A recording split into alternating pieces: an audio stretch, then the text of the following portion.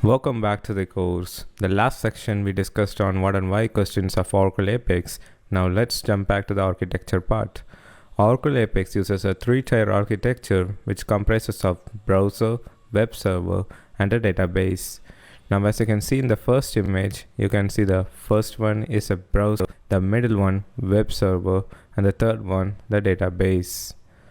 So whenever you are submitting a page, the browser sends the request to the middle odds and then to the database, and then it receives back through the middle layer and sends to the browser again. So this combined technology stack is called Oracle RAD stack.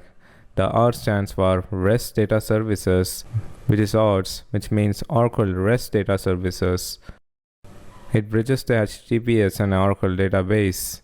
It's a mid-tier Java application and provides RESTful APIs.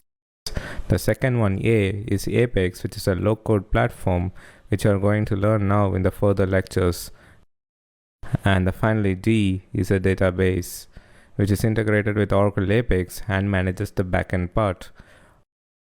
Oracle Apex also is a metadata-driven architecture, which means whenever you are trying to create or extend an application or a page, the Oracle Apex will try to save those metadata in Oracle database tables.